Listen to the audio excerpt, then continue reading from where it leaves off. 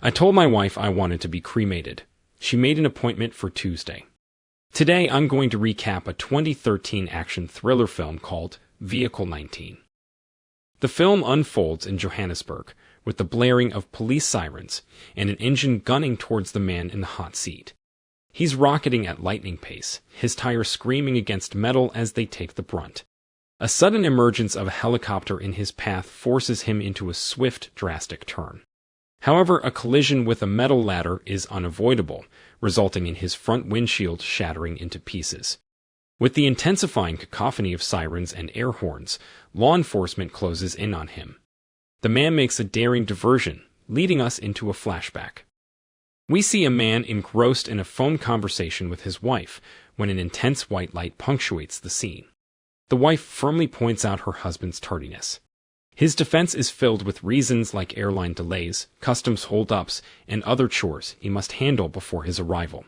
He assures her of his arrival in the next 20 minutes, before ending the call. He finds himself in his freshly rented car. Spotting something unusual, he rings up the car rental company. The respondent is a sales clerk who informs him of the manager's absence, but invites him to wait for a short while. He turns down the offer to change vehicles, already pressed for time for his wife. Unfazed by the odd feeling, he fires up the car. Joining the freeway, his face conveys confusion as he attempts to understand unfamiliar traffic signs. He persists in his drive, only to be startled by a jarring honk. His wife's message pops up during his drive, cautioning him against driving on the right side. He bumps into a bicycle, offers an apology, and resumes his journey, warning himself to stay out of trouble. He then contacts his wife, attributing his delay to traffic congestion and issues with the car rental company. His wife calls back in tears, and he tells her he has been waiting for 18 long years to begin a new chapter with her. A mysterious ringing fills the car. It's not his phone, prompting him to check the glove box. He spots a different phone with an incoming message reading, "Make sure, keep it clean." Distracted, he finds himself the target of a barrage of honks as traffic starts to ease. As he drives, a persistent tap on his window from a child grabs his attention. Losing patience, he rolls down the window and the child hands over a charger. Simultaneously, his glasses are swiped through the opposite window. Annoyed, he munches on a Twinkie and sips some water in an attempt to regain composure. When his Twinkie slips out of his hand, he reaches for it, only to find a firearm. In a state of panic, he hastily places it on the seat. His journey is interrupted by a call on the newfound phone. The voice on the line instructs him to acknowledge the message he received. Dumbfounded, he inquires about the unfolding situation. When questioned by the other man about the phone's origins, he starts detailing the mistake made by the car rental company. But before he can finish, the man on the other end abruptly disconnects. Frustrated, he bolts from the car. The ringing phone lures him back while he's pacing, and he picks it up. Asserting he won't partake in this ridiculous game, he decides to opt out.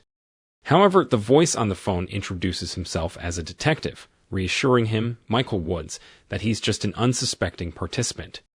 The detective informs him that the car he's driving was originally intended to be collected by one of their police officers. A wave of relief washes over Michael, putting him at ease. The detective then notifies him of another car arranged for him and promises to text the location. Post-call, a text message arrives with the destination he needs to reach, but the specified street eludes him. He reaches out to operators for assistance, only to be met with ignorance.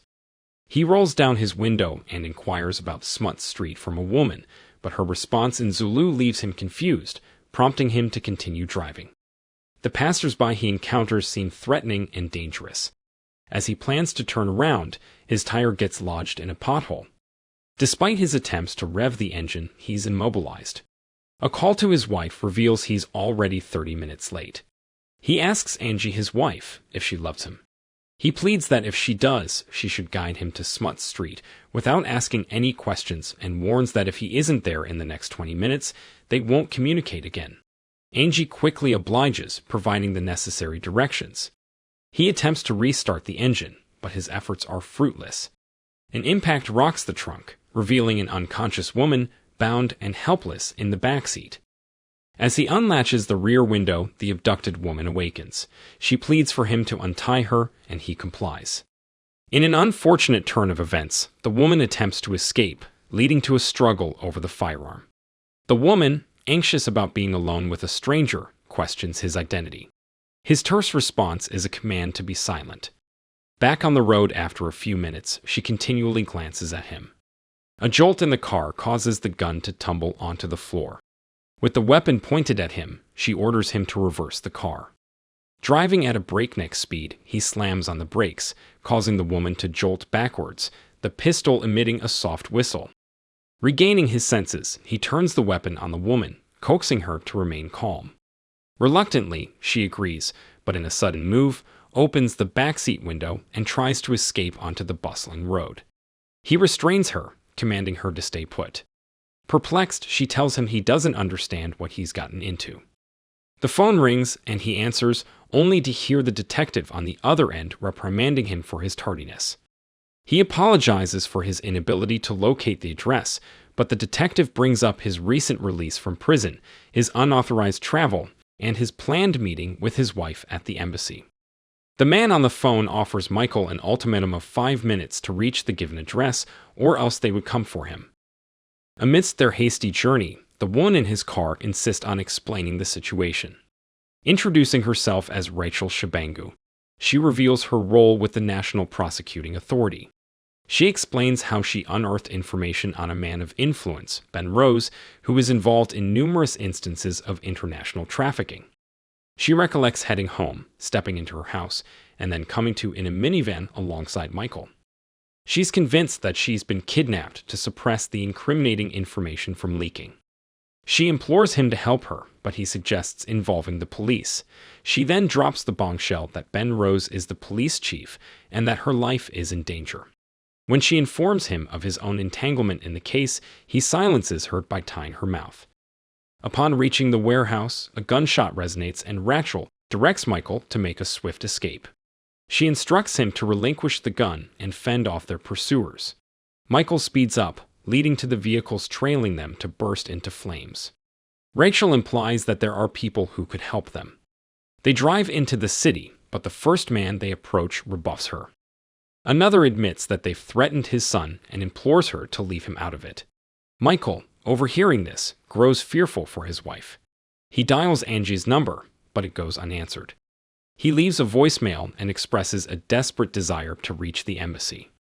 Rachel dissuades him, cautioning him that the embassy is precisely their adversary's destination.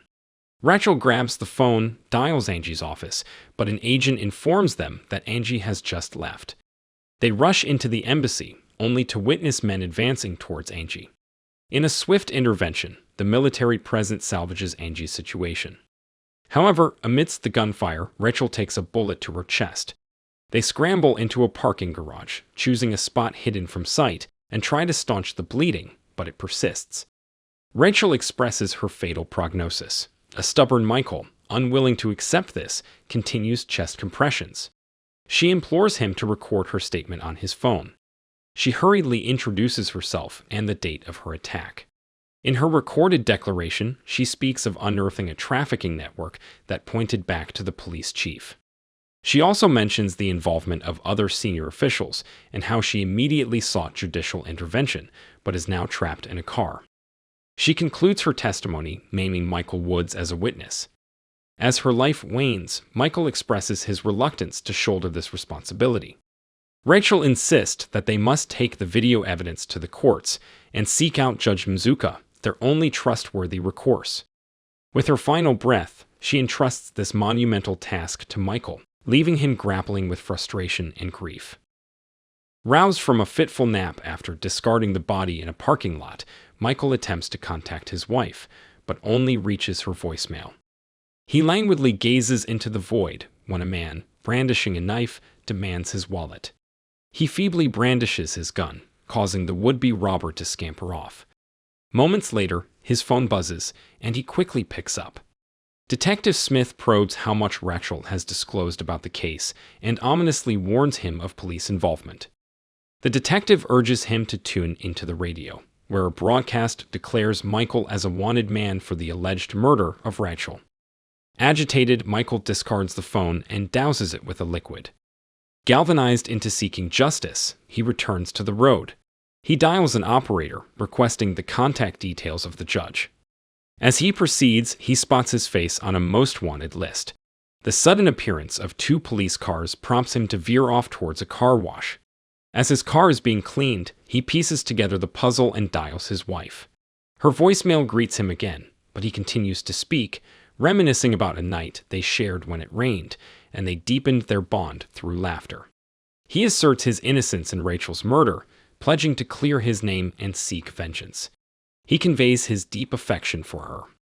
After exiting the car wash, he heads to a spray paint shop and requests a color change for his vehicle. The worker expresses doubt, but Michael offers his watch as payment, insisting it's all he's got. Once the paint job is completed, he inquires about the route to the courthouse. On the way, he receives a call from the judge, who acknowledges his message and cautions against going to the court due to heavy police presence. Michael insists that he made a promise to Rachel and must deliver her testimony to the judge immediately. A traffic officer flags him down, noticing his phone usage while driving, but a diversion by some men with a spray can allow him to escape. He dials the judge again, confessing the risks involved in reaching the courthouse, and asks for the judge's location. Just as he is about to disclose it, Michael's phone battery dies. He determines he must reach the judge urgently, so he accelerates, closely tailed by the police, echoing the opening scene of the movie. He shakes off the pursuers, and his phone buzzes as it charges. He tries contacting the judge again, but is sideswiped by a police car, forcing him to crash through a storefront. Even as the police open fire, he manages to get back on the road, but soon finds himself surrounded by police vehicles and a helicopter. A loudspeaker commands him to exit the vehicle with his hands raised. Instead, he makes a split-second decision to head for the courthouse. Michael seizes a journalist and brandishes his weapon, taking him as a captive while he unlocks the back door. He commands the lieutenant to summon the judge.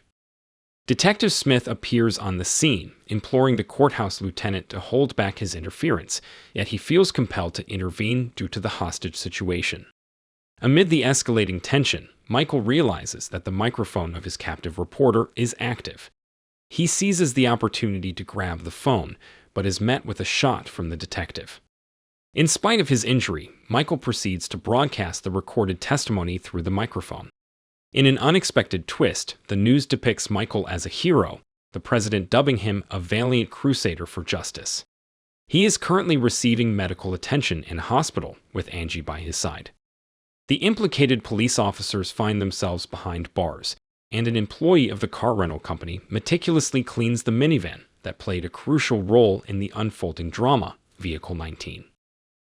If you enjoyed this video, don't be shy to hit the like button, and if you disliked it, hit the dislike button twice, just to be sure. It would be best if you watched the whole movie. Thank you very much for watching. Please subscribe for more videos like this.